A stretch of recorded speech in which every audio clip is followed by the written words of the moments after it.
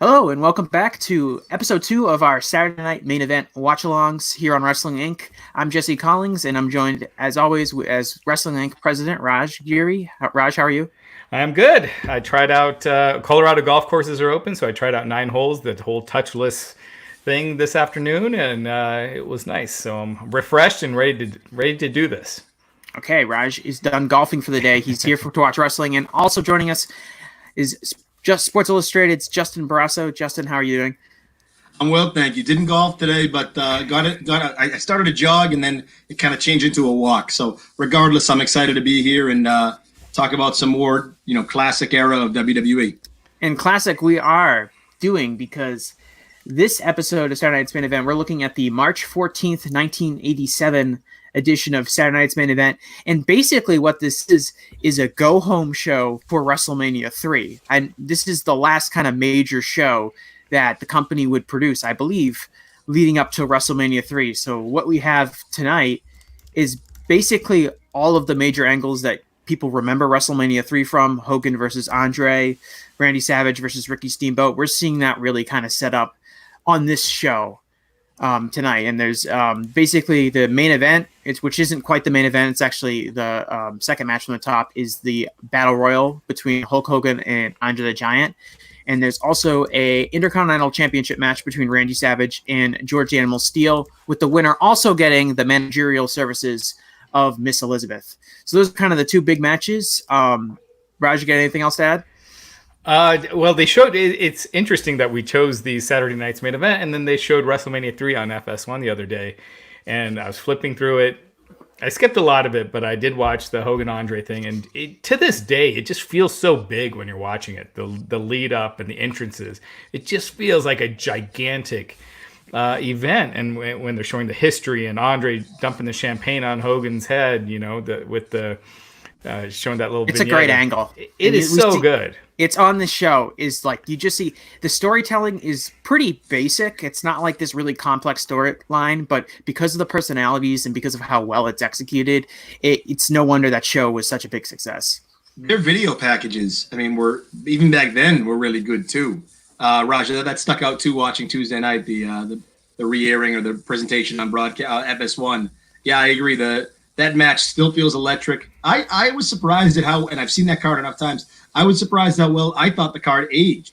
And maybe that was like the crowd just being red hot for that 6-man with the Bulldogs and the Hearts. And I thought that, and Jesse and Gorilla, you can't overstate that enough, how important they are to that show. Yeah, absolutely. It was, in my opinion, it's the most epic WrestleMania of all time.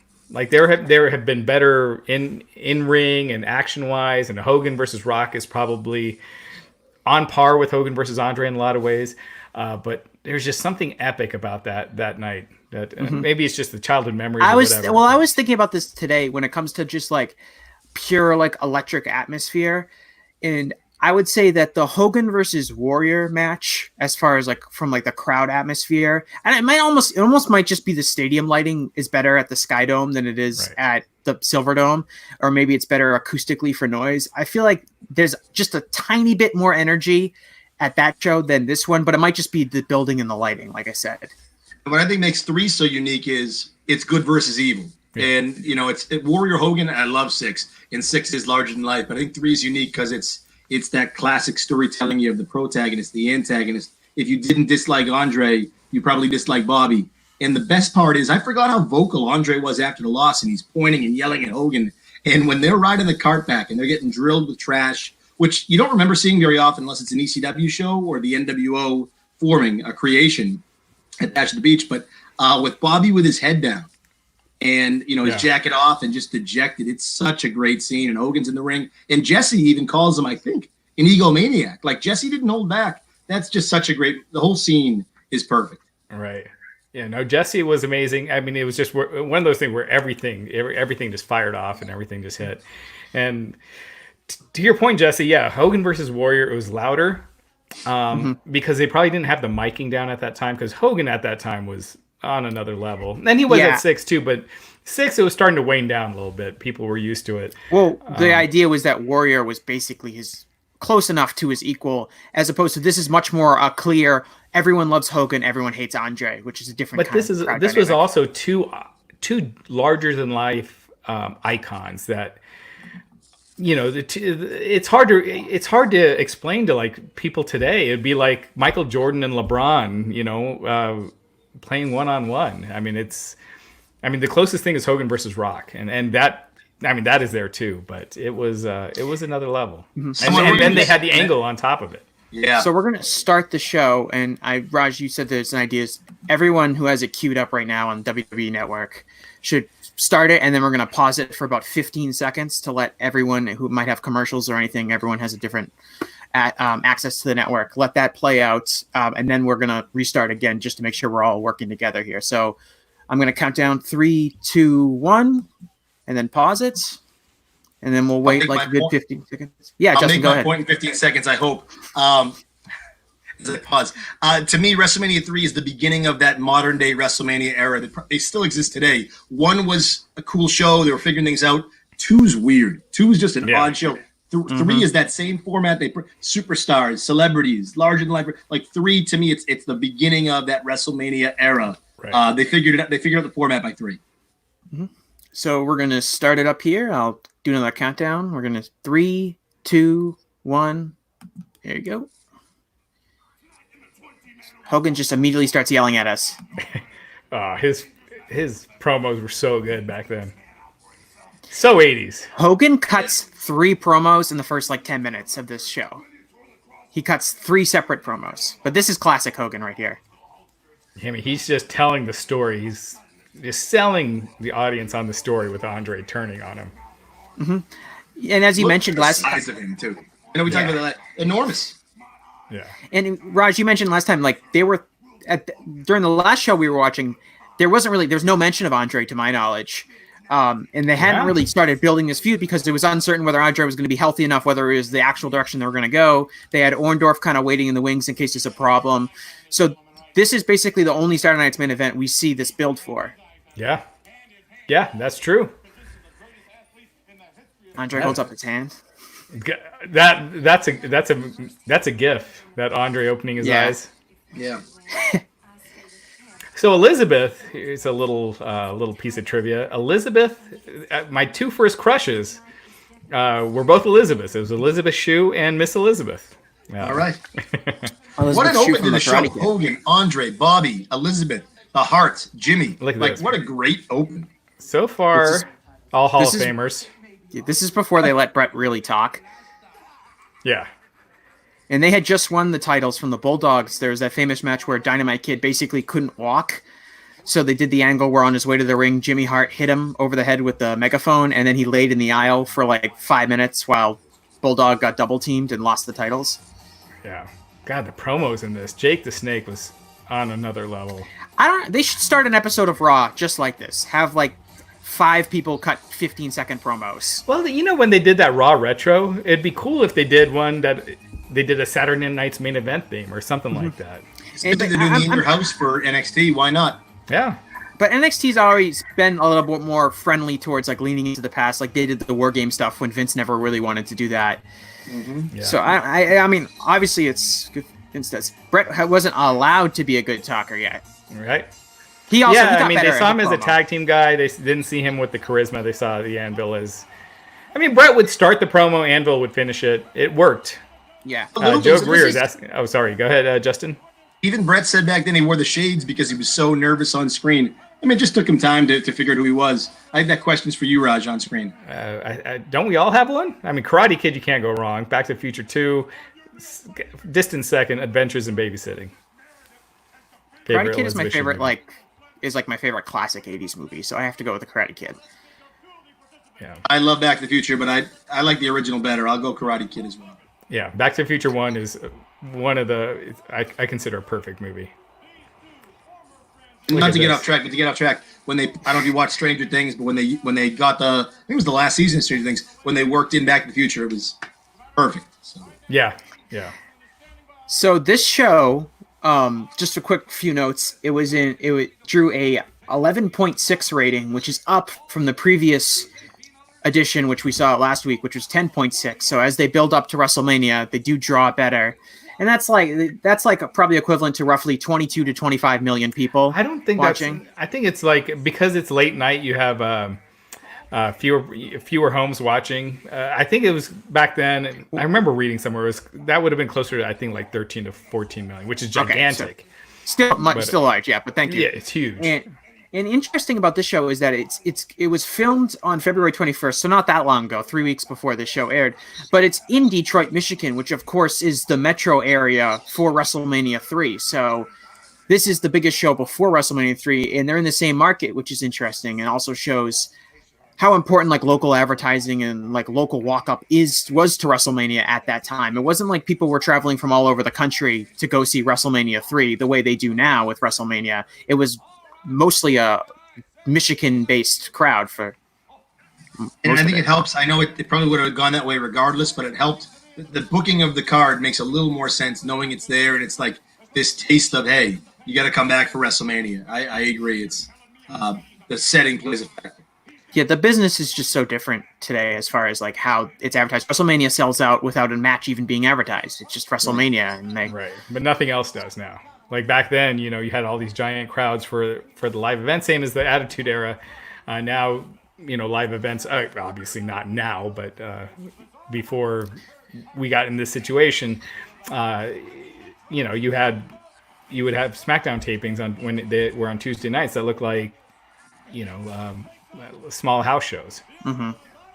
So one thing I noticed during the show is that the WWF has created all these graphics for each wrestler. Like we saw the sunglasses come up with Macho Man, and they all have them. And I didn't see them on the previous show, but they are all on this show. And I really like them. They're a little goofy. They're very 80s. Oh, yeah. They look like little cartoon drawings, but I don't know. There's a level of charm there that you don't really see. Well, it's similar to having the logos on the belts when they win the belts, and they got their. I like that too.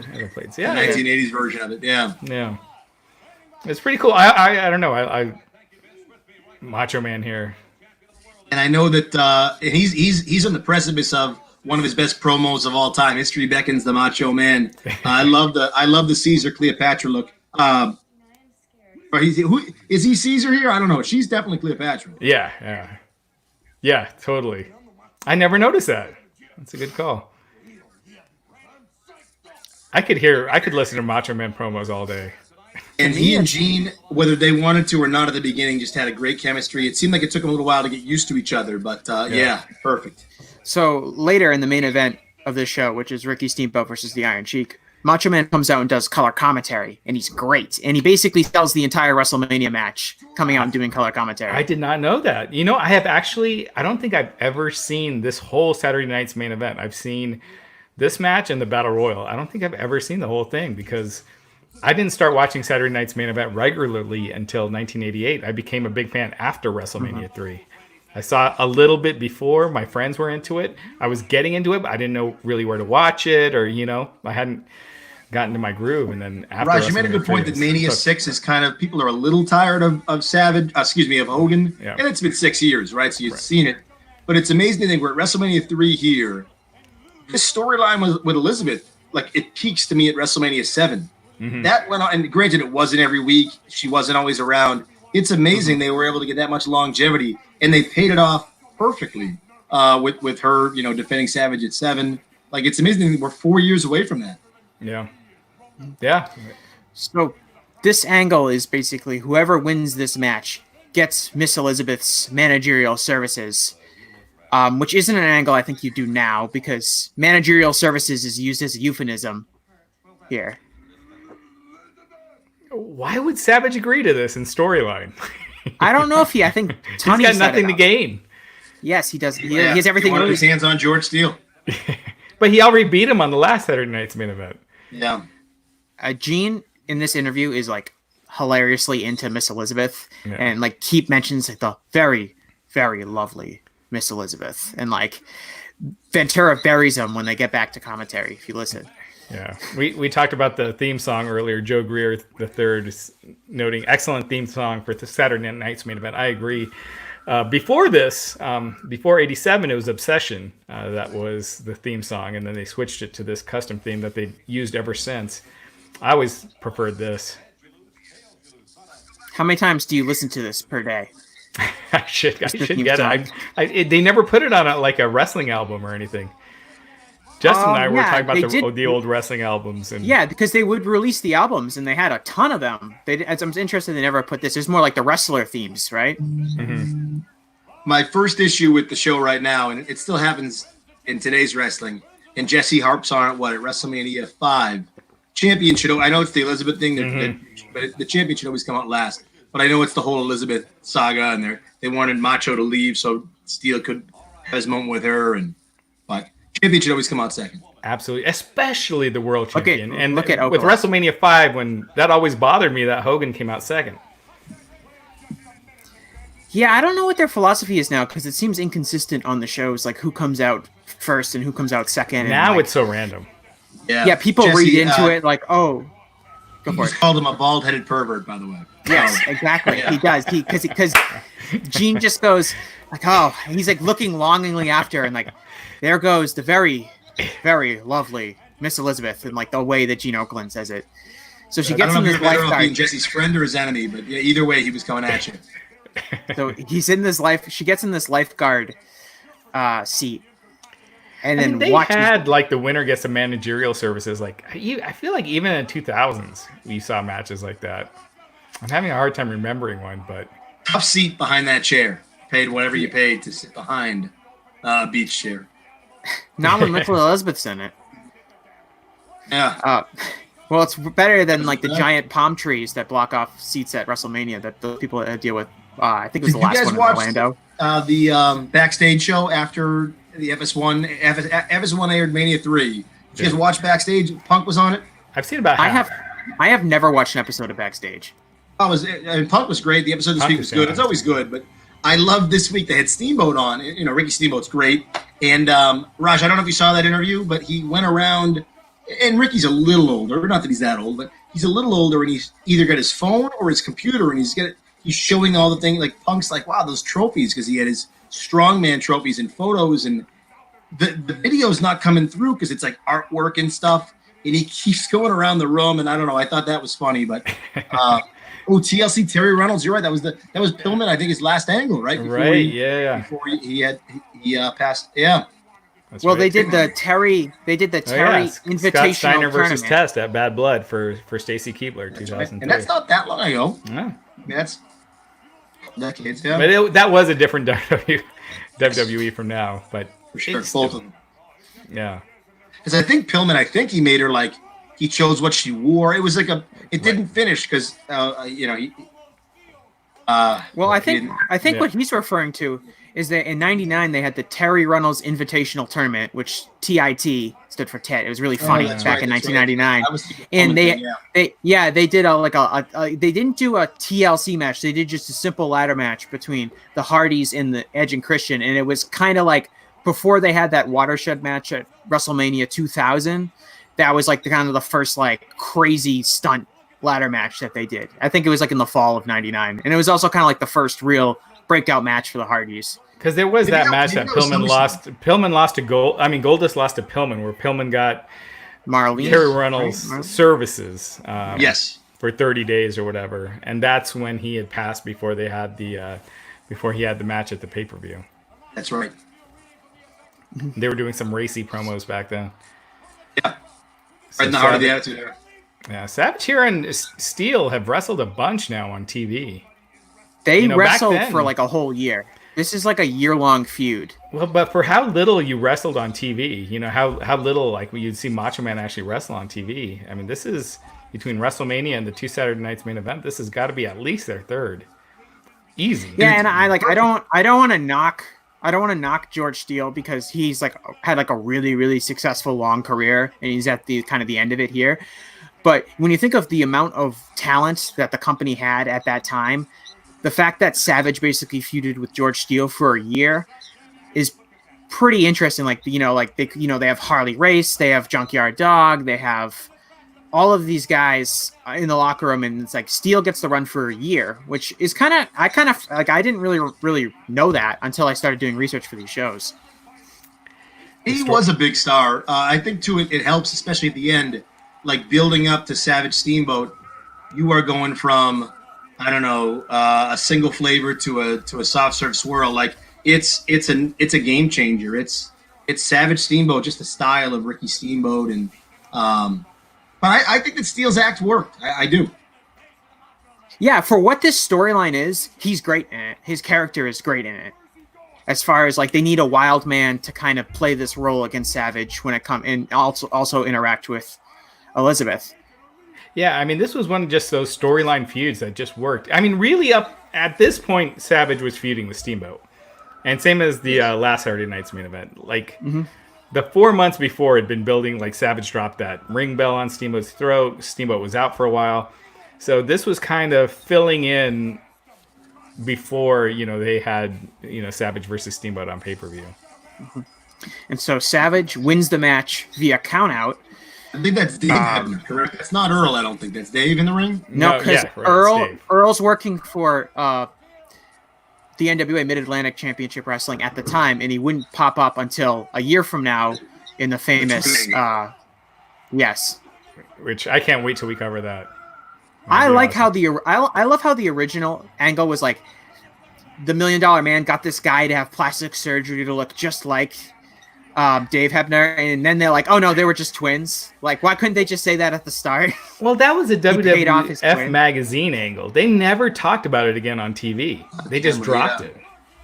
And that always kind of bugged me. Like, it was such a big thing, and that it was just kind of never mentioned again.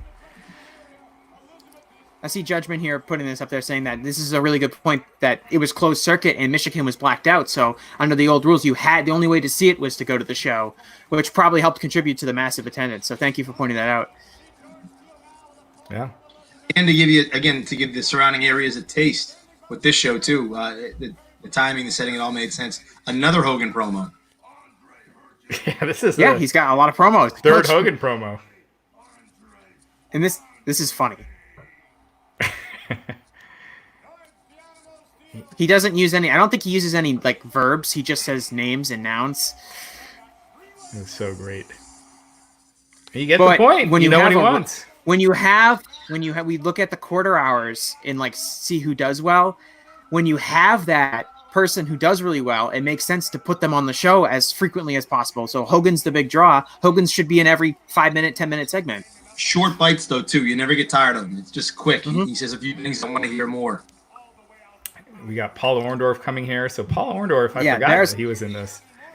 There's a lot of names in here. We got Butch Reed. We got we haven't the head shrinker. So now we got the Battle Royal starting with the wrestlers entering the ring. Billy Jack Haynes, enormous, and also I don't think in 2020 you'd see anyone wearing like the same. He's wearing too similar enough for color to Hogan. I don't think you'd see that now. Right? Yeah, I think he's wearing like Oregon Ducks tights. His colors, is what he's wearing, but yeah, because he's from Oregon.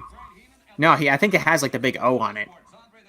Yeah, Andre was just so scary as a kid. He's the biggest giant in professional sports.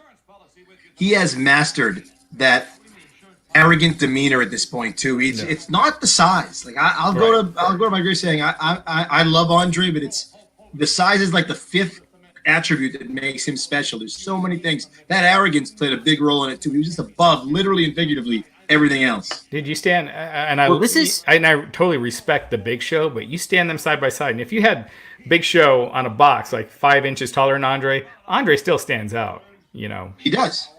Even with Hogan. Hogan is again jacked beyond belief, and you still can't look away from Andre. Just everything about him. It wasn't just the physical size. It was the attributes. Yeah, Andre was unique. Yeah. Well, what was so amazing about this angle, and it also goes to the strength of how like hated of a manager Heenan was that Andre the Giant was a beloved babyface for basically the last 15 years leading into this feud, and he turns heel on Hogan, and he's like immediately just like the most hated. He's the number one villain. He's so evil, and he's like at this point he's a complete legend. But today, if you were to do that angle and you had this guy who was a huge star for 15 years, you would never see that kind of universal just the crowd immediately turning on him. Different playing field too. You're right. Different landscape. See, like watch how much heat he has during this entrance. When I was a kid, all I knew was Andre as a bad guy. I mean, And I think a lot of that, they tapped into that younger audience. You know, Raj is about the same age, of people who just knew Andre as that bad guy. And obviously, Gorilla did a really good job. I don't know what it is about Gorilla. If he just, maybe because he was older, he slowed everything down. And I mean that in a compliment. Like, nothing was too fast. Nothing was out of control when he was broadcasting it. Like, everything you could digest. Maybe just from being around the business or getting a little older. But like Gorilla, Jesse, Vince, Gene, they all made Andre so special as a bad guy. But you're right, it'd be so different now because we know, you know, we don't know everything, but we know a lot more. And could you imagine Andre coming out to entrance music? It's so great that he didn't. Like, just it added so much that he didn't. When I think of Andre, like, first, what is the first image I think of? I think of him standing in the cart with Heenan at WrestleMania 3, like the little cart that had like the ring ropes on it, and going out. That's all I think about. And you're right, there's no music. And really, like, when it comes to music, like, Savage has music that's really well known. Hogan has music that's really well known. Piper has music that's really well known. But not everyone had it. Even like this was pretty where big stars. This was kind of the year where they were starting to give everyone music. Yeah, like, when does Jim Johnson come with the company would be where I would say that when it would really take off, right? No, Jim Johnson was with the company here. Okay. I think he was a big part of the first wrestling album, right? I'm not sure. I know he's definitely here, and he's in the company in the 80s. I'm just not sure when, but it would seem like if they're hiring a professional musician to make entrance music, most of the people would end up getting entrance songs. Well, let's do a little research here, a little different era though, too, just because I think they're transitioning into, you know, guys didn't have their own theme music. Even Hogan had a weird instrumental song, right? Because that's on the album, and then the Real American is what, Wyndham and Rotundo. Hogan's first theme was dun dun dun dun dun dun dun dun dun dun dun. Yeah, and it goes Hulk. Yes. And this Hogan's theme song was for Barry Windham and Mike Rotunda. U.S. Express, yeah. Yeah, so you've had 4 people have that. See you later, Honky. Honky out. So that's interesting because he's just a few months away from becoming the longest reigning, becoming Intercontinental Champion, then the longest reigning. Allegedly, the story goes right with fact and fiction and pro wrestling. What Vince is saying, who do we go to? And Vince goes, "What about him?" If that story's accurate, but so Vince kind of repays the favor. Well, we're looking in the ring. Butch Reed is in there. He was the guy that was supposed to win the title. Right. He was supposed to beat Steamboat because Steamboat said he needed time off. So they wanted to get the title off of him just months after he won it. Andre is about to eliminate Lanny Poffo, Macho Man's brother, for everyone else who doesn't know, and he headbutts him, and Lanny gets messed up. He's bleeding all over the place, and they stretcher him out. I don't know if he must. I think he legitimately busted him open like that. But it sells Andre's power super well because he just headbutts this guy, and it's like he's dead. Yeah.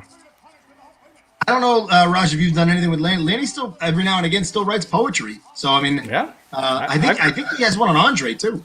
I've interviewed him a couple times. He's still you ask him to say one, he'll just do it. He'll just. He's like a rapper, 8 Mile. You give him a topic and he'll. Yeah. So there goes Lanny, and look, he's messed up. Oh, Lanny. If you ask Lanny to recite one from 1989. Oh yeah.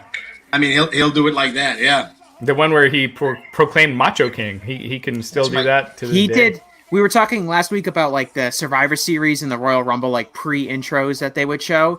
And when he's the genius, his are so great. It makes it seem like when I would watch them, I'd be like, how isn't the genius super over? This is a great gimmick. Yeah.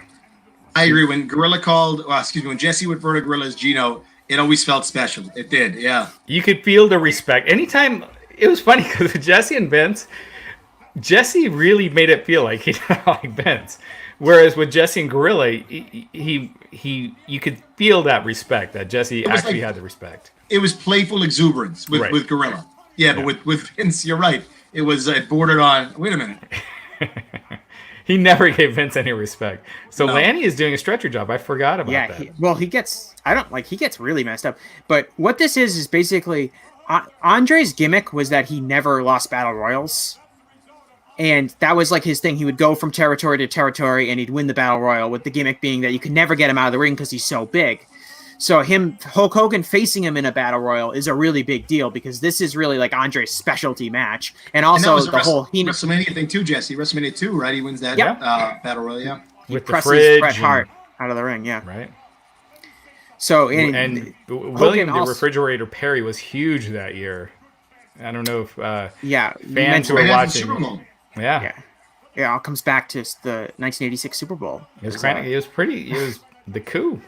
He was like, he's kind of it's hard to imagine like a novelty football player achieving that level of fame now. But that's one of those things about this time period. Gronk is close, I guess, but it's not. But Gronk was like a much better player than the Fridge. Like the Fridge was like a celebrity though. Yeah, like, that was his gimmick was that he was the Fridge and he would score these like novelty touchdowns from the 1 yard line. And Gronk like is definitely really old, but Gronk was like, a multiple time All-Pro player and for a short period of time, probably the best tight end the league's ever seen. The Fridge was like a good player for a few years, but he was like famous for being the Fridge to the degree that not like total non-football fans know who he is. Crazy to think. Another guy who made a cameo at SummerSlam, Fridge has a Super Bowl touchdown and Walter Payton didn't. I very underrated, but I love the Walter Payton moment with Kevin Nash and Shawn Michaels at SummerSlam. Was that 94 or 95? But really fun, kind of underrated moment. Yeah. The one thing, we'll get to it after the finish. So we're going to they're about to square off against each other. And this is like basically the entire show as far as like angle building to WrestleMania is takes place in this battle royal as we're about to see now. The story basically is that the Heenan family is all in the battle royal because there's like 30 people in it. And Hogan and Andre haven't touched yet. Yeah, and basically the Heenan family is occupying occupying Hogan and beating up Hogan and trying to get him out before he has to even face Andre. I see Hercules and Orndorff, who are both members of the Heenan family, trying to get Hogan out. And Andre didn't do a whole lot, but everything he did worked, like the headbutts. Yeah, at this point, man, it felt awesome. It still does. Yeah, this was one of those things where. Again, Jack and the Beanstalk, you don't want to see the giant doing high-flying moves. Oh, here we go. Hogan and Andre. This was Coco wants screen time. Yeah, first time in the ring, kind of. Look at Hillbilly Jim's face selling it. Why is Coco Beware getting in the mix there? He must have wanted a little bit of TV time. And Hogan hitting Andre a couple times. Andre's phased, and then Orndorff and Smash break it up. Perfect, dude. You want to see more. You want to see more. You want to see more. It's like Hogan and the Warrior that year in the Royal Rumble. Yeah. And then now Andre with the classic, that headbutt to the back of the head on Hogan. And then just throws him out like a piece of trash. And look at Andre's face. That was nothing. Watch the hands. So good. And that's the whole... Andre should have won this battle royal, in my opinion. Yeah, it's weird that he does not, because his gimmick was that he was undefeated for 15 years. That's what they say. He wasn't, but that's the WWF story. But he loses this battle royal. Now they do some storytelling. They have a reason why he doesn't win because they're setting up another match for WrestleMania. But that match didn't sell any tickets that they they have. I actually think that Hercules versus Billy Jack Haynes was what really drew that crowd that day, Raj. Come on. I do think though that I guess they accomplished their goal, right? Like that was it. Well, it's great because it's like Hogan. This is the first time Hogan and Andre are really like kind of facing each other in a wrestling competition, and Andre disposes Hogan pretty easily, and that really sells the match. Is that like, wow, Andre dominated Hogan in a way that you never saw Hogan dominated in, and that made the match that much more intriguing. And it's really simple. It's one spot. Yeah. I mean, back in the day, they'd have Hogan get beat. It was always by count out or, in a way like this in a battle royal. Yeah. He would set up the rematch. He'd get screwed, or there would be stuff like that, or it would be a double count out, or he never got pinned. And so he doesn't get pinned here, but it's almost the same thing. Is that like Andre defeated Hulk Hogan like it was nothing. Right. And now a bunch of guys are on Andre. Demolition, Hercules, Coco Beware, Hillbilly Jim. Yeah, I didn't mind this. It makes sense. I mean, they sell it as it took 8 guys to get rid of Andre the Giant, which is true. To me, it was kind of weird because the whole angle is that like Andre's unbeatable, but he lost this match, and I know battle royals maybe don't count as official L's in the column, but it's kind of weird. It would almost be better if they saved that confrontation to the end. Like Hogan fights off all the Heenan family, gets the last ones eliminated, and then it's just him and Andre squaring off, and Andre beats him like really fast. So Andre is out by like 10 guys. Again, I just feel like Andre was such a monster. To see any weakness on him yet just seemed. Again, it doesn't hurt it that much, but it would have been. I think it would have been a little more effective if he still. He may have just wanted to go home too. The Hogan thing was, he was in there for a little while, so. Yeah, true.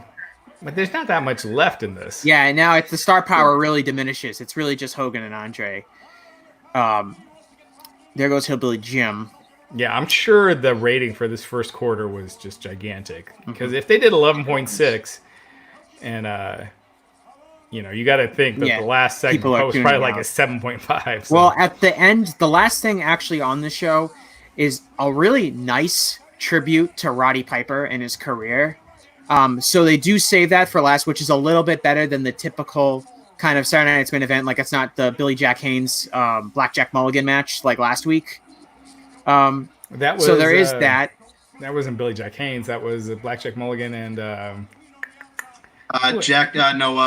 rocker story. Jimmy Jack Funk. Jack Funk. Yeah, I'm sorry. Yeah. There's too many Jacks at this point in time. Hercules looks great. I like how he's going to. He turns to Bobby for advice here and there too. Nice little nuances in pro wrestling, but Hercules was always one of those guys that had the look, the physique. He just never had that promo ability that could complete the package. And at that time, a lot of guys had a similar look and physique. Well, when people talk about how it was the era of the giant roided up guys, when you look at the biggest stars of this era. Hogan, obviously, he was the giant muscly guy. But then you had DiBiase, Piper, Savage. They weren't perfect. A honky tonk man. I mean, Jake the Snake. They weren't these. That's a good point. Yeah, they didn't fit that mold. And then you guys had guys like Hercules and Billy Jack Haynes, and they never made it to that main event level. To me, Hercules was just a victim of poor timing. Yeah. If you look at the tag team division, I always like Power and Glory. If they I like their finisher. If they were around a few years later, they would have been the stars of the division, right? They would have been think of just tag teams. It couldn't have been a worse time to be a good tag team. You needed to be a great one back then. I think they were very underrated. They were, and I felt like there was a natural feud there to get Paul Roman, almost like a Shawn Michaels, Marty Jannetty kind of thing, for Paul Roman to become that arrogant heel and go to the next level. And then it just kind of, I forget exactly why it ended. I don't know if Hercules got injured. I'm forgetting exactly. He wasn't a bad babyface. Like his match against Earthquake, it stands out. Like he could work a crowd pleasing style. Yep. Here it comes. And now Hercules eliminates Billy Jack Haynes, and Hercules wins the Battle Royal. Yep, and that sets up their match at WrestleMania 3. They had the Battle of the Full Nelsons, and that was one of the I would say more pushed undercard matches outside of the Intercontinental Championship match. On the show. For Billy Jack Haynes too didn't last too much longer. Yeah. Hercules was in the company for longer than I thought. I think he was in from 84 to 91. Justin will probably remember this too. Oh wait, we got Andre the Giant promo. Where are they, by the way? They've got this weird. It's like a sauna. Yeah. I didn't know if there's a sauna at the Joe Louis Arena in Detroit. Maybe. You'd think an arena athletes would want a sauna.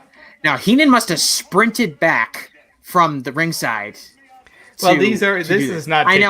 I know it's taped, but the idea is that he's coming late into the promo, as soon as Billy Jack Haynes' 15 feet hit the floor, he just sprints Andre's back. Sweaty too, so. But I agree, it would have made sense right here. You could have had Haynes and Hercules do something together, double elimination. It would have been. This moment would have been enhanced, of course, had Andre won. There's nobody better. There's no stopping him. It is an interesting decision to not have Andre win. Yeah. Always great when Bobby's disheveled too, good or bad, right? Yeah. And they made it seem like Andre didn't lose. He got the victory by throwing out Hogan, here in this promo. Well, he's pushed as being undefeated. Was that the power bomb? He gets up and walks away. He no sells the power bomb. Is that the right? because that was the beginning of the end, and that was post. I think that was post Power and Glory. He was doing singles again. But that sounds right. Yeah, I think Roma had left the company by that point to go be a four horseman. Yeah, so they're not selling Hercules winning. They're selling Andre throwing Hogan out. Now, I was going to tell Justin, when Hercules turned babyface, remember he was on the Brother Love show, and Macho Man came out and endorsed him. And they did the thing with Macho Man and Herc. Right. Well, like how everyone turned babyface back then. He was a Heenan client, then got really mad at Heenan, turns on Heenan, and then becomes the babyface. That was like how they did it. Here come these sweet graphics again. Look at that. The King Kong Bundy graphic. So King Kong Bundy versus Jake the Snake Roberts. Now, if I'm not mistaken, weren't they both in the Legion of Doom back in the day before WWF? It was the Road Warriors, King Kong Bundy, and I can't remember. I thought it was Jake Roberts. No, Jake is because well, I'm saying this because I was listening to Wrestling Observer Radio today, and they brought it up. Dave mentioned that they brought it up because they were talking about the Dark Side of the Ring, and that Jake Roberts was part of that group, according to Dave. So I'll defer to him. But what does the Snake think or do in the bag? Is that something like? Can you still? He's still in the Snake's still in the bag in AEW, right? Is it just that's the way you? I was wondering, was there only one Damien? No, I think Jake said that. I think I'd have to go look at some old interviews. I think he said like he'd leave it in the trunk, or I think there was more, and the thing would freeze, and this poor Snake would freeze, and so I think there was. Jesus. And that Bundy LJN figure, if you guys just saw that in the crowd, maybe one of the greatest wrestling figures of all time. It weighed like 4 pounds. Yeah. Here's Jake in the bag. That's not nice, Justin. Jake's not in the bag. No, Damien is.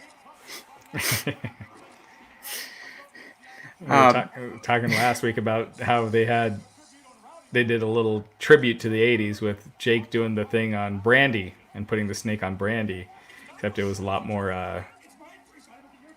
Oh, look at this promo. Even that, I don't think they would do back in the 80s. No. And I think, I really thought about our moment, our discussion last week, and I like the way it carried over to this week's, and I'm excited for that match and that moment. And I think Jake and Lance have worked well together, and I didn't know if they would. But yeah, I'm still surprised that like the whole point is the Snake's coming to get you. It's still odd that it would in the first time they touched, the Snake would get on her. But look at Bundy too. Bundy was another guy, a different shape, a different size. Yeah. To me, Bundy is all about the singlet. You know what? Also, his bald head. If he had like long hair and a beard, he would not. It would just be like some out of shape guy. But he had his bald head and his face just made it work. Bret Hart in his book described him as a large egg on two sturdy legs. Perfect. Also, a big mainstream star, like the Married with Children stuff at the time was a big deal. Mm-hmm. I always would have liked Bundy and Stud to be tag champs, but also the tag team division was loaded. Back then, they didn't really do the single stars as a tag team. See that Bundy fell. Yeah, Bundy main evented WrestleMania II against Hogan in the steel cage match, which I actually think is a really good match that holds up pretty well for the time. It's not technically like a great match, but it's a good cage match fight, and it's a good ending to WrestleMania. But yeah, his stock does fall, and he's in that kind of comedy match at WrestleMania 3. But that's the story of every like major villain with Hogan. So it was almost the question wasn't how does your Hogan feud work, but how does it work after? So like Bundy, Boss Man, Quake, like what do you do after the big Hogan story? Can you find some way to have longevity? And the thing is, and usually it was turning babyface. Mm-hmm. Like Boss Man, Savage. To think Savage fell down the card, like after. I know. Like he wasn't in main events. And Quake too. Earthquake, I love Earthquake, but he's never a legitimate singles contender after that. He's great in the tag team. Right. But it's kind of how, and we see this a lot, in wrestling history and even recently, when you have the monster heel.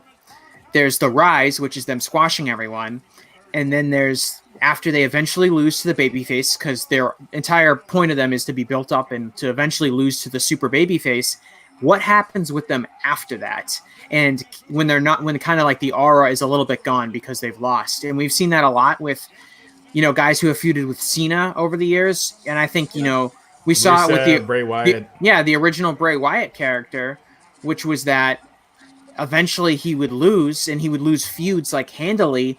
And then, okay, what happens when the guy who's like supposed to be a monster threat is it kind of exposed as being just someone that can lose to anyone else? And it's very difficult to rebound. You have to be a very versatile performer to be able to pull that off. And in a lot of cases, not to knock these guys, but a lot of them have like a unique size aspect to them, and they might not have the kind of versatility that a Roddy Piper might have, or a Randy Savage, or someone who has kind of like a real diverse talent set.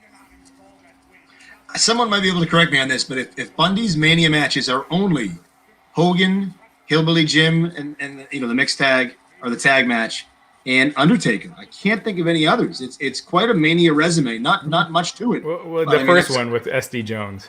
That's right. Excuse me. The squash match. Yeah. Right. So quite a foursome for on his WrestleMania portfolio. Yeah. Yeah. Well, he's gone from the company, I think, by the end of like 1988. And then he doesn't come back until that kind of Undertaker run. You mentioned Married with Children. He was in that movie, the Richard Pryor movie, Moving. Yes. He had a part in that. He was getting a lot of offers in Hollywood. Bobby with the Snake. I was thinking, do you think the snake's in there, or do you think it's like props? No, I think it's in. It looks like it's in. This was the 80s. They didn't have all these, someone coming back and replacing the bags. And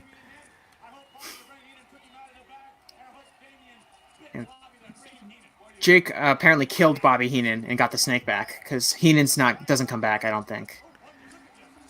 A lot of Heenan on this show, and I'm not complaining. Heenan was. Yeah. It's really amazing how much he was leaned on. Basically, every heel on this show so far, and same with last week, is that like Bobby Heenan's their manager, and like he's responsible for basically getting a lot of the heat. Gave Bundy a nice breather too, like not even storyline wise, just like the guy's working here. I'm sure he didn't mind the break.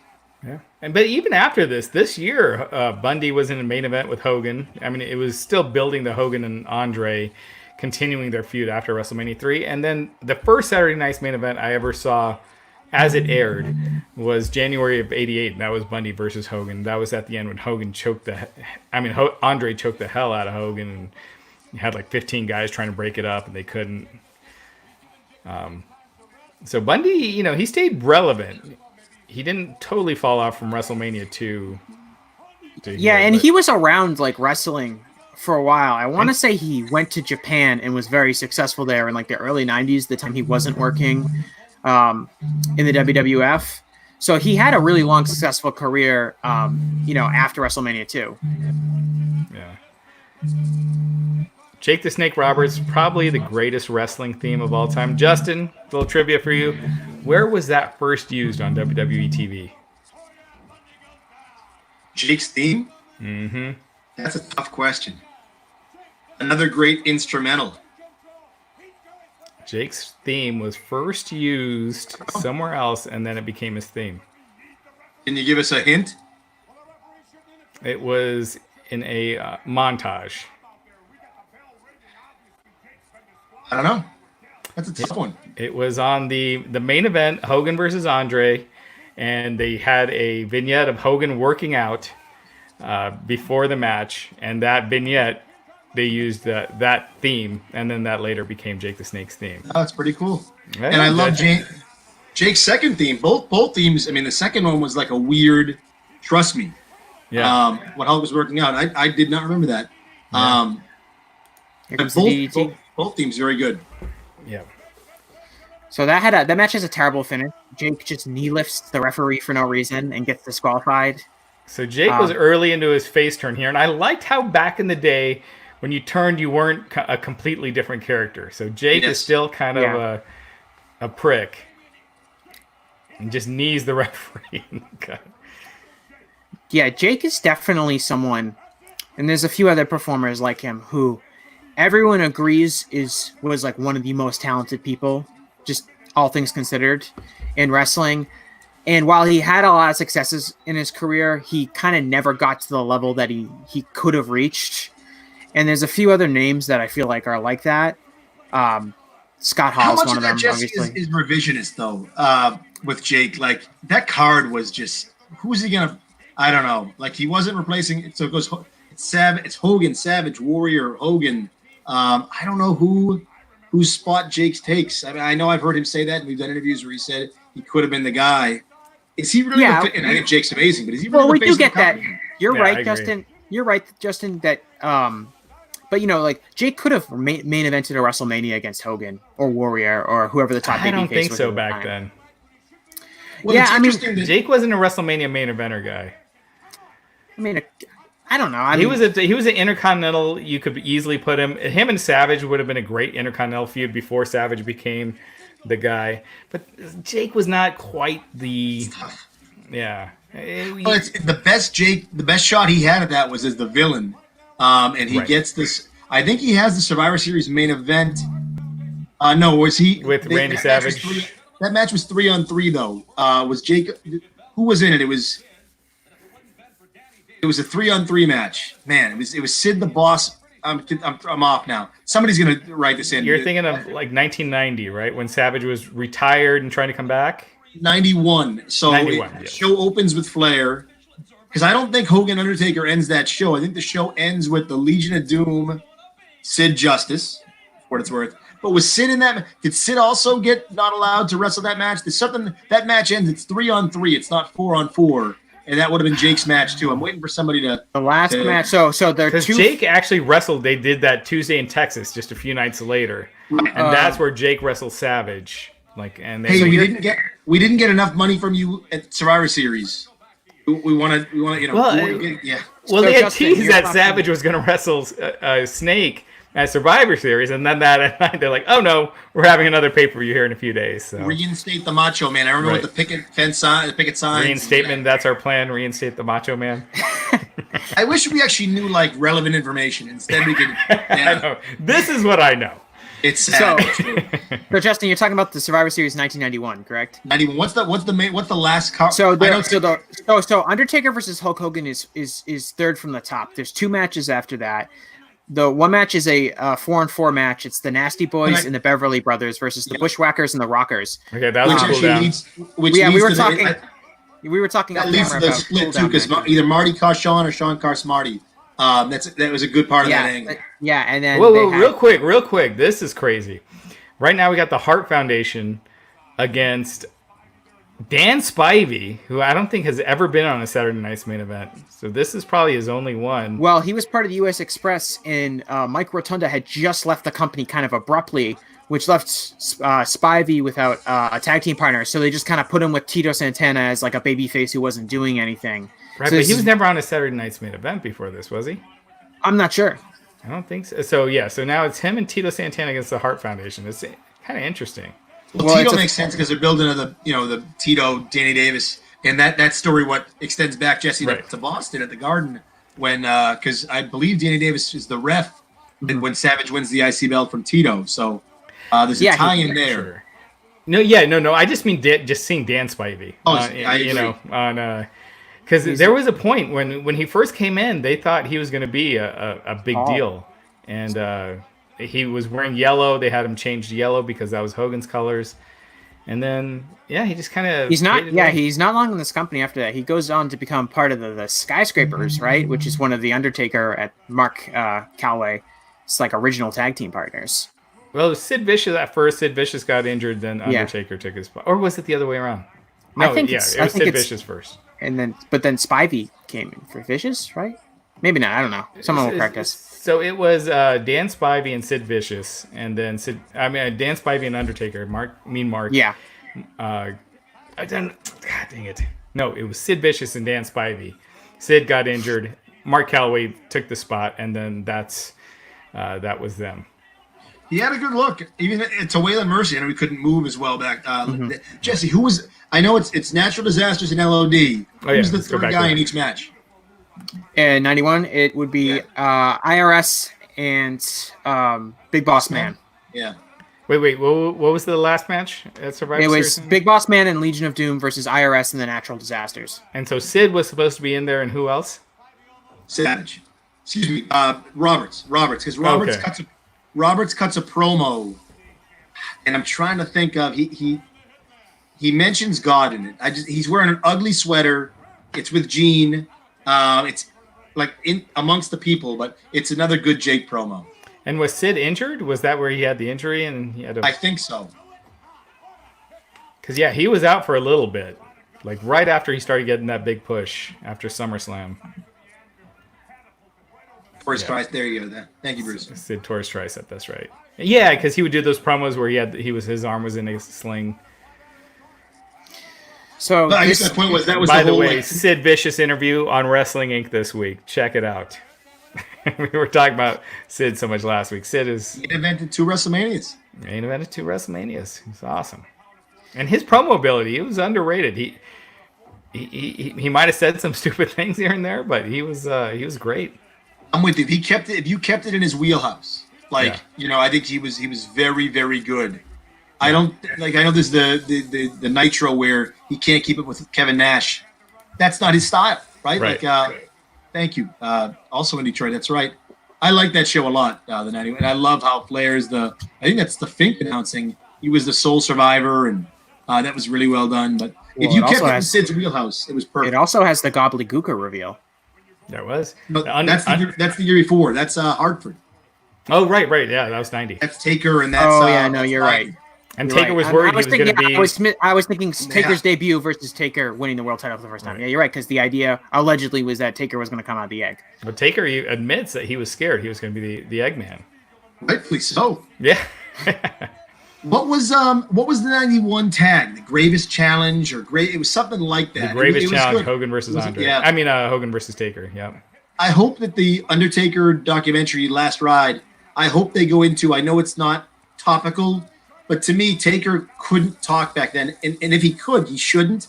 Because, Taker to me is a rest in peace. Right? He's so ominous and eerie. And Paul Bearer was so good back then. I don't know if Bruce Pritchard and his brother Love would have been able to do that. I know they would have been like the yin to the yang, black and white, darkness and light. But Paul Bearer was so good and so pivotal in Taker's rise. I hope they give Paul Bearer his credit. Absolutely. Yeah. Yeah, if you're watching The Last Dance, I'd love to see that. And granted, this was created way before The Last Dance started airing. But it would be cool, in The Last Dance, how they're showing 96 and then they go back to 88 or 89 or 93. And if they did that with Taker, where they're showing him now and they go back to 99 when he's first talking about retiring, or 2004 when they first started talking about ending the streak. It's too late now, but have you seen the second episode? I have, and I'll do an advanced preview tomorrow. I won't give away too many spoilers. Yeah. I didn't think it's good. It's not as good as week 1, and it looks like, they give you a clip of scenes from next week. And week 3 ties into the Saudi match. Yeah. With Kane against Shawn and Triple H. I can't wait. Because that to me is a Shawn fan, Shawn deciding to come back, and I wonder how much Shawn talks about his decision. But I think but yeah, I've seen episode 2. It's good. It's not as good as the first week, but it's a table center. See what I like with the second one, and we got it. Sports Illustrated and Wrestling Inc. We're going to have our own little preview of it or review. What I liked was the Undertaker Vince stuff. There's some stuff with their relationship is really cool. Yeah, there's one great part too. This is not giving. I will not give it too much away at any point. But because I wouldn't like that if I was reading or listening. Right. But there's one great part where I'm trying to think of it.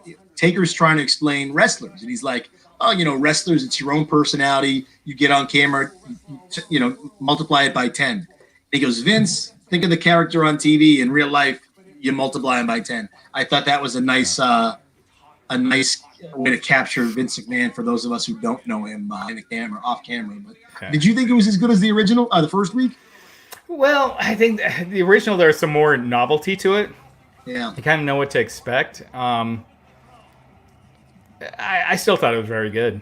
It's kind of like The Last Dance, same thing. The first one, you're just kind of blown away, and then you're kind of used to the format. Yeah. I do. My only one issue, and I'll mention this when I write about it. I haven't finished it yet, but They make the 34 match because it builds to New Orleans and John Cena. Right. They made that match out to be a little bit bigger than it was, I think. Like the match, I don't think it hits 3 minutes, but it's still a good moment in his career, and he's back. But it's not like it's even a 10-minute match, right? Bell to bell, I don't know if that's. I felt like that was an opportunity lost in WrestleMania 34, as opposed to having a build for a month or two of John Cena versus The Undertaker. It was just, is Undertaker going to show up? And right. I felt like you have these two biggest legends in the company, and having them in a match, that should be the story, not if Taker's going to show up. And I don't know. So what I'll say about that is that real quick, the Hart Foundation beat Tito and Dan Spivey after Bret Hart pinned Tito Santana after using the megaphone. And now we got Savage on commentary. Just saw Piper promo. And it's Iron Sheik versus Ricky the Dragon Steamboat. Look at this. So the Savage, Vince, and Jesse on commentary. I like how the match has already started, and they're not showing it. They're showing like Savage sitting down. That's all you need. Savage and Jesse on commentary, man. That's Savage was good on commentary, like when he wasn't wrestling, later. But good or bad, though, it didn't matter. Jesse always, even when Macho was champ, Jesse always, his commentary at least, always spoke very highly of attention in everything he could do athletically, and he was a physical marvel. Jesse was very pro Randy. I always liked that part of his commentary. Yeah, it was consistent. Even after Savage was a babyface, he still always gave Savage his props. He was never coming down on him. And then, you could tell, like, Jesse really liked Savage. When I'm trying to think of Savage story, it wasn't recent. It was probably before WrestleMania 31, and Jesse spoke, and he just, kind of saying that he had so much respect for him. You wonder too, in the back of his mind, if Jesse just liked him. Not that he didn't like Randy and respect Randy, but Randy was in so many ways the opposite of Hulk, and Jesse wasn't a Hulk guy. So maybe that played into a. Well, Jesse wasn't a Hulk guy because he thinks that Hogan stole like part of his gimmick. No, it was because Hogan ratted him out about the union. Yeah. Oh yeah, there's that too. But he didn't find that out until I think 1990 during the lawsuit he had. It was in Discovery. But it was Ventura didn't dislike Hogan in this period, but they weren't buddies. Yeah. Yeah. Well, Iron Sheik is I think a few months away from his famous arrest when he was driving with Hacksaw Jim Duggan. They got arrested and pulled over and arrested for drug possession. And the big story from that was not that the drug possession, but that Duggan and Sheik, who had been feuding at the time, were driving in a car together at the same time. And that was a really big story. The drugs didn't help. The drugs didn't help, but the idea was that, and I think it was like they had to end the feud, and I think Duggan left the company and Sheik was suspended for a year. That might not be right, but I'm pretty sure that's what it is. No, they were both. What's that? Sheik was released. Yeah, Sheik's released. I have my notes right here. I should just read them. And Duggan was back not too long after, because I think he was probably gone like 6 months maybe. Mm-hmm. Then he came back, and then they put him in a feud with Andre. But that and I love the career of Jim Duggan. I think he's one of the all-time greats. He was part of the story we did this week with WrestleMania 3. And I like calling Jim and speaking with Jim, and he's got a really good perspective on the business. Jim was never presented the same. Yes, he had major feuds with just about everybody on the heel side of the card. But he certainly had a ceiling. He didn't have you look to me at WrestleMania 3, like there's no ceiling. He comes out with the flag with the 2x4. He's doing it's a more realistic USA chant, more realism out of the Hacksaw character. He thinks he could have been the next champion. I don't know, but like he has a serious claim. If you wonder if history rewrites itself if he doesn't have that arrest. He was a big star. Steamboat just pinned Iron Sheik. And look at that crowd. Look, they just go nuts. They're into Steamboat. Now, it's funny because Steamboat's run in the WWF isn't that long. No. It's only about 2 years, maybe? Well, Jesse, it's the big comment. 88. You kind of laugh when you hear guys say, and I think Scott Hall said it, and so many guys say, oh, you gotta work. You can't miss a show. Your name's in the marquee. And it's an interesting point. Like, Steamboat doesn't work. He goes to support he wants to be home with his wife. And he is never the same in WWE. He's great elsewhere with Flair and other promotions, but he's never the same in WWE. So and when they brought him back in 91 or 92, and then he had the big lizard suit. And, I mean, when you're that good, you can actually afford to do stuff like that? Because yes, he Well, does. Yeah, he went on to WCW. He went on. And became He has the most success world of his champion. career after he leaves. I mean, Well, it depends. Is Intercontinental Champion at this stage in WWF bigger than NWA World Champion? it depends how much money he was in making. '89. Especially WrestleMania 3. Yeah. Yeah. And they blow it and I know it's a different era, and you don't necessarily want the babyface matches, but they had a great chance at 4 to have a rematch, a Savage Steamboat rematch, which shows you how much the company internally thought of that match, because obviously they loved Savage, but because he wins that night. But man, it would have been perfect for him to knock out Steamboat along the way, shake hands, and move on. But Yeah. Well, Bruce Pritchard had a good point where he was saying that night that was to build Savage, and they didn't want any people cheering for the other guy that night, and so that's why they didn't want to do Savage versus Steamboat. But I think everyone that saw that bracket assumed that it was going to be Savage and Steamboat, and then Savage gets the win again. I didn't think Savage was going to win that tournament. I was hoping to God he did, because I was such a huge fan by that point. Yeah. I guess the closest thing I could think of, Raj, is the King of the Ring when Brett and Perfect worked together. Yeah. They were dueling baby faces. And I remember not at the time not knowing who would win. But you're right, you didn't see it very often. When Warrior and Hogan met, part of the charm of that was that WWF hadn't done like major babyface versus babyfaces matches before, and you really didn't know who was going to win because both guys were so protected. And we got Hogan. This is Hogan promo number 4 or 5. I think it's number 4 because he cuts 3 really quick, and then now he found his way into the bathroom. Joe Greer bringing up, we saw Savage versus Steamboat at the Wrestling Classic before WrestleMania 3. Yep. And that was the one, I think, Junkyard Dog won that one by beating Savage by countout in the finals. But yeah, Savage pinned Steamboat in that. That's right. We were talking Undertaker. I will say I liked the Cena in the crowd. I didn't think it would work. Cena, buying a ticket, sitting in the crowd. I think it actually worked. But I agree that match build could have been better. And I know that was one of the things I think people will like about episode 2 of Taker. Like, will he or won't he wrestle at WrestleMania 34? Internally was a big debate. So this is a great Piper promo. Piper coming in. He's a babyface. His career is going to end at WrestleMania. And they do this. He cuts this promo and they do this tribute to him. That's really impressive.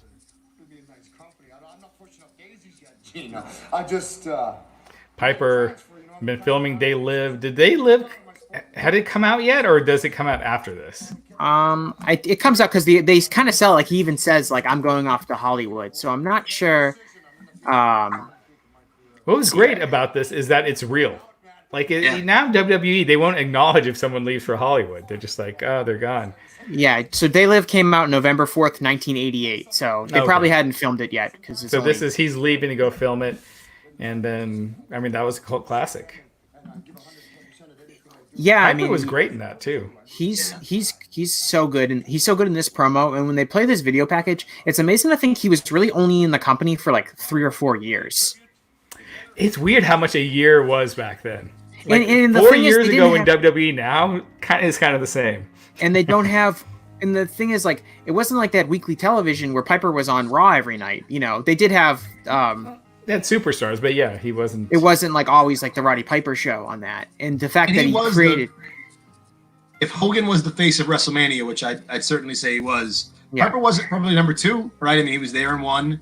He had the Mr. T match in WrestleMania 2, retirement in 3. Like, he had a big run in those first 3 Manias. Yeah.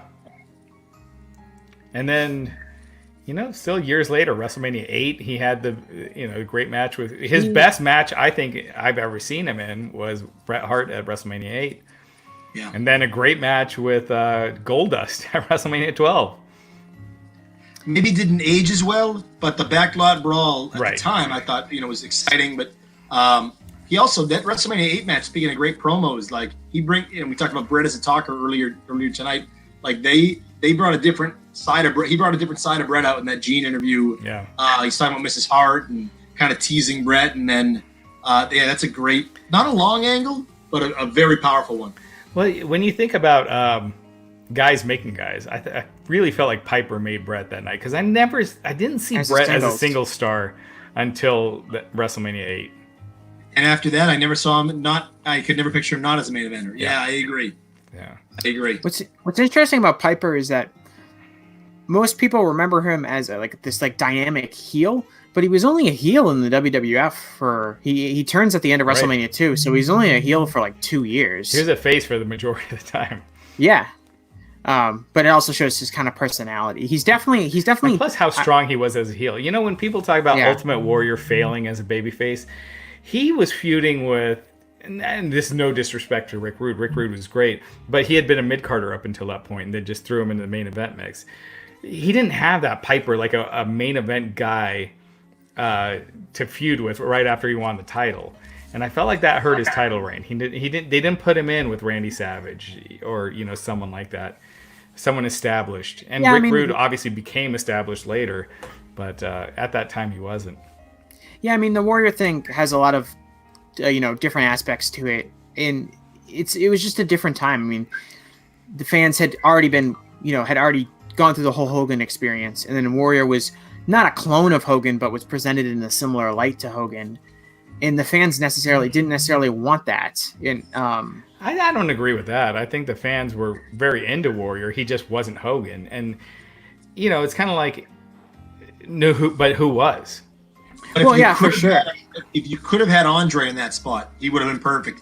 And you could debate, I understand why they did it because they wanted a worker with the Warrior. But in terms of Earthquake, Earthquake and Hogan, yes, that pairing made sense. But Earthquake also would have made sense for Warrior, a big unstoppable force that nobody could get by. That was so they kind of went a different direction with Rick Rude.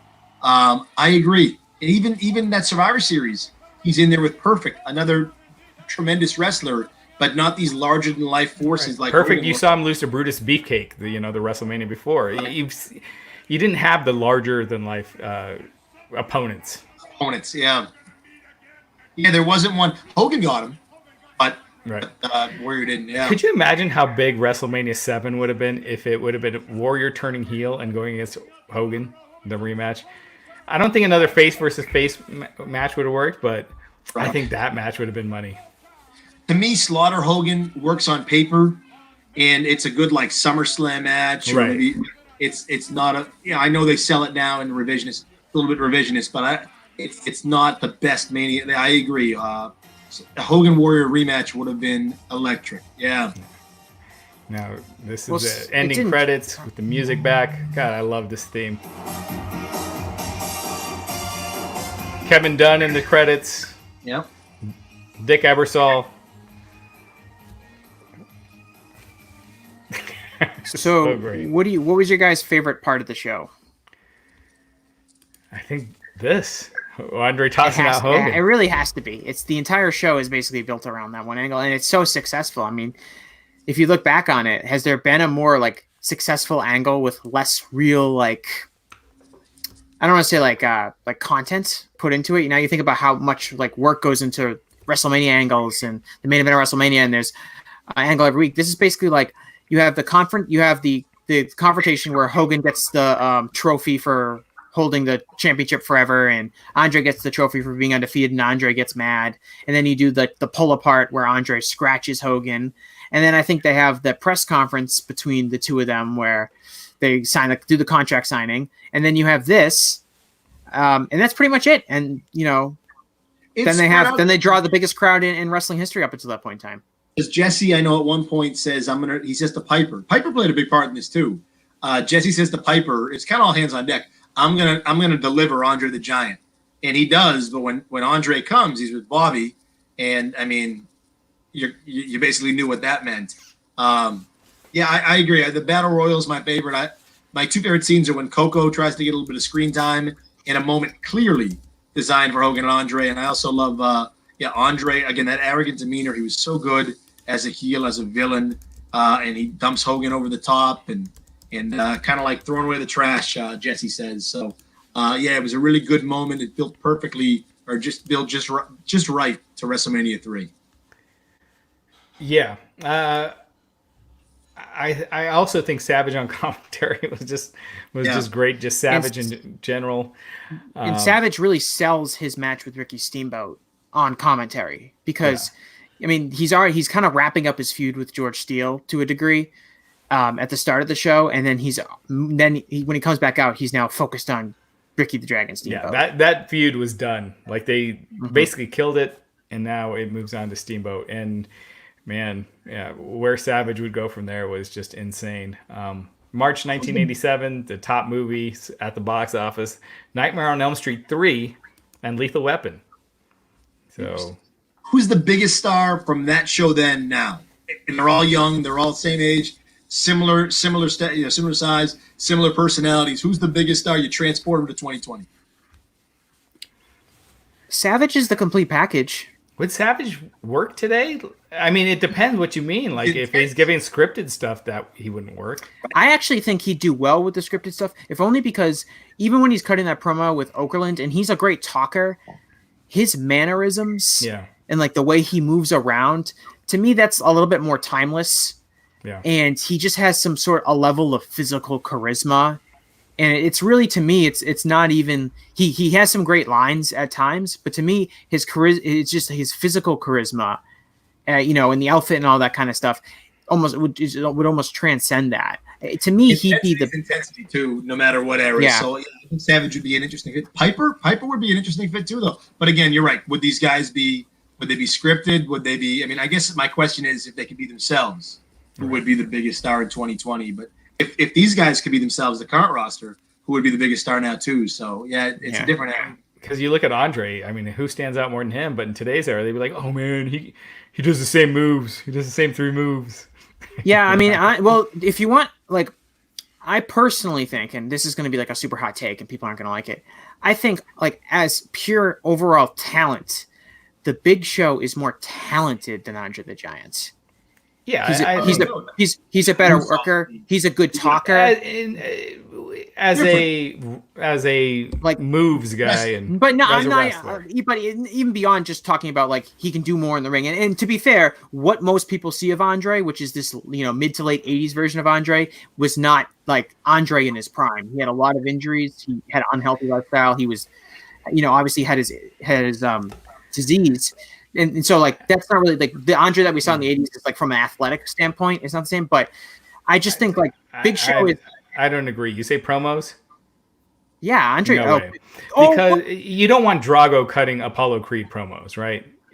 Andre's are more memorable. They're more effective.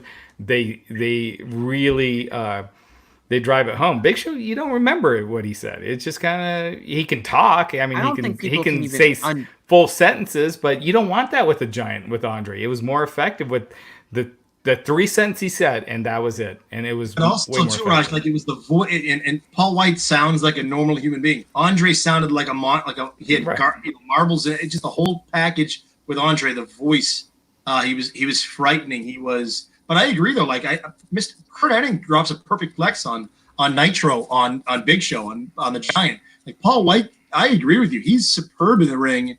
I guess it's a debate and it's subjective and subjectivity. But, like, is more better? Like, just because you can do more, does that mean you're better? But I don't. He can do a drop kick. He can do it. Didn't he do a moonsault? I think. Big Show. Am I wrong? He did something. I feel like he did something off the top rope. But again, like, to that point, you don't want to see your Giants do that. If Kurt Hennig could perfect plex him, then why do I care if someone can body slam him? Right. And that's why it's funny too. Like, I love the Big Show slam Cesaro WrestleMania 30, but it's like, well, we've seen Big Show slams over there. I still like the moment, but I wish that it had meant a little more, because we see it so often. And I know Andre been slammed plenty of times, going back to even United Kingdom when he worked there near the beginning of his career. But it was fun, like the way there's an awesome YouTube video out there. It's like every time Andre has been slammed, based on like what video evidence they have, and it's really fascinating because you actually get to see him like throughout his entire career and all these places he worked. There's video from him in Japan, video from him in Mexico, video of him working in all these various territories. That, like, I think a lot of people, when they think of Andre, which is fair because it's the most high profile stuff, they think of his WWF stuff and his feud with Hogan. But he wrestled basically traveled more than anyone else in wrestling history and worked in more territories than anyone else in wrestling history. And he basically interacted with every single person that was a major wrestling star from 1972 to 1992. And it's really fascinating to kind of look at that aspect of his career. Yeah, and again, from a storytelling standpoint, WWF, it's their book. And when they're saying he's 15 years undefeated, he had never lost in WWF. When they said he had never been body slammed, he hadn't been body slammed in WWF. If I'm No, not he mistaken. was. He's Hogan body slammed him outside of, in 1980 at the showdown at Shea. Yes, you're right. Okay, but what you're talking about, Raj, is that in 1980 the WWF was a very different promotion. It was still mostly under Vince's WWF. Yeah, it was a Northeast regional promotion. Fans on other parts of the country had never seen Hogan and Andre before. Right. Yeah. And to that point, it's just like part of that story, this character had not been slammed. I don't know. It adds to it. 95% of people didn't know Andre had been slammed going into that match. They didn't know that Andre had lost before. It just made it a much better story. Which is why it's so important that Hogan goes through. I love how he goes through that slam really in the first opening sequence. And he can't do it. Mm-hmm. Right. It's a great way to start off the match. I mean, the match was well built, well designed. Everything about it was right. And even Jesse on commentary, like Angarilla, they add a lot too. And it was. But I think it's important that they established early on in that match that Hogan couldn't slam him. Yeah. And that, to me, really hammered it home. Yeah, it was great storytelling that not only did Hogan beat Andre, but he slammed him, which at that point in the new Vince McMahon era was impossible. I mean, they had the body slam challenge was WrestleMania 1, Big John Studd and Andre, and this big guy, Big John Studd, couldn't do it. My only issue, and I like Bob Uecker a lot, but my only issue with WrestleMania 3, looking a little forward after this Saturday Night's Main Event, is you don't hear the Fink after the match. They don't play the music right away. Bob Uecker comes in, and it's cool. They wanted it to be infused with celebrities, but what a cool call that would have been had the Fink called the winner. But I guess we heard a lot of Howard Finkel too, but would have definitely missed opportunity for wrestling. It would have added that much more. Yeah. All right, that's pretty much it. Thanks a lot, everyone, for tuning in. Raj, you got anything else? Yeah, keep checking out Wrestling Inc. We mentioned Sid Vicious. We also got we had hold on one second. Let me double check here because there's like a ton of things. Christian, Justin, why don't you go to your plugs and then we'll get back to mine. You're only the president of the site, Raj. I'm disappointed, obviously, that I think it looks really good. I mean, Christian actually looks great, and he's an executive producer in that Cage Fighter movie with John Moxley. We can't see that in the United States till the fall. It's too bad they couldn't come to an agreement with Fight. It would have been fun to watch that on Saturday night. This week, we had a John Moxley I had a John Moxley interview with Sports Illustrated on Wednesday. We'll have the Undertaker piece tomorrow. So it's been a busy week. But I think, Moxley was good. I think it showed him maybe in a bit of a different light in what he's trying to accomplish with Brody Lee. But also, I'm excited to kind of give an advanced preview of the Taker story tomorrow as well. My Twitter handle's here at Justin Barrasso. For anyone reading, thank you. And for those who listen and comment, it's fun. So I hope you're having as much fun as we are discussing wrestling. And I made a couple reasons why. Jesse, I hope maybe we'll do this off the air, but 1991 Sid Justice was peak Sid. So I'm excited to give you those as soon as we get off the air. Let's discuss this for sure because I agree. So here we go. Our exclusive interviews this past week: Psycho Sid Vicious, Heath Slater, Christian, Kofi Kingston, Tama Tonga. So it's just been a stacked week. We got a bunch of cool stuff coming up the rest of this week and next week. We got some huge names. So keep checking out WrestlingInc.com. Also, tons of news. It's been insane this week. It's been like 50 articles a day, so keep checking it out. Wrestling's not slowing down. Rush, what's a normal day? 50 is a huge day. What's a normal day? I would say like 25 to 30. A slow day is probably like 15 to 20. Certain days are going to, like Monday is going to be a bigger day, obviously. Yeah, Saturdays and Sundays. But I also try to schedule a bunch of stuff for the weekends that aren't necessarily time-sensitive pieces, just so, we have stuff for people to check out, even when there is nothing going on. Like this weekend, no major pay-per-views. So you're right. Ever since Money in the Bank was the Taker, which was documentary. It was the Money in the Bank match, which I thought was pay-per-view. That was very, very good. Otis winning, which was a surprise. Becky Lynch, the pregnancy. Asuka becoming champion. Like this week, and then I feel like a million other things. This week was a pretty big week kind of out of nowhere. But yeah, absolutely. I got to mention too the part that I've been thinking about all week, and I don't blame Charlie Caruso, but her dropping in that line, it could be the greatest match ever. I'm excited to see Edge and Randy Orton. Like, I think that match sells. That's a big match. Do we need her to throw? Like, I wonder if that line was scripted or if she was trying to ad lib. It's not. It was not her idea. I don't know that for a fact. I should report that, but yeah, I don't. I'm sure it was scripted, but it just seemed like an oddly placed, like, non sequitur. The match will be good, but like, will it be Savage Steamboat? No. Even I think Tom Phillips earlier in the show said Becky Lynch's announcement was one of the biggest in WWE history. I think it's great, but like, is it one of the biggest ever? Yeah, I mean, hyperbole is part of wrestling, but there's a level that you can keep it at without like making everyone roll their eyes. And it's too bad because Edge and Orton were so great in that segment. Edge was fantastic. Yes. His acting, and just he didn't look like he was overdoing it, like not being sure. It was so natural. And if Charlie left off with, well, hopefully we'll find out soon or something. Next week. Yes, that would have been... Even if she said, I'm sure it's going to be a great match, but when you say it might just be the greatest match of all time, it's like, okay, that's a pretty high bar. I would have left it on a cliffhanger. Like, hopefully we'll find out, next week. To me, that should go back to the broadcast team. Because the weird thing is, too, and you couldn't see her because she's off camera, but she, I believe, leaves the ring. They must have. I'm sure she didn't say. I'm just going to go back. They must have sent her back for that comment. So yeah, to me, that's a Tom Phillips line saying we'll find out more next week or whatever it is. But it's odd to end on the ring. The interviewer. It was definitely an odd finish to Raw. But Raw's like, it's funny. I watched again. Obviously, Dynamite last night. Dynamite's electric. Dynamite's got a vibe. Dynamite's got a feel. WWE the pay-per-view's fun. But the weekly TV still doesn't quite have that yet. Yeah, and even Dynamite this week, they did their lowest rating yet, and lowest rating 18 to 49. So wrestling is they're hopefully going to figure out how to work this no arena environment. No crowd environment. Real quick, last thing, Michael DeVirus is saying, in regards to me saying.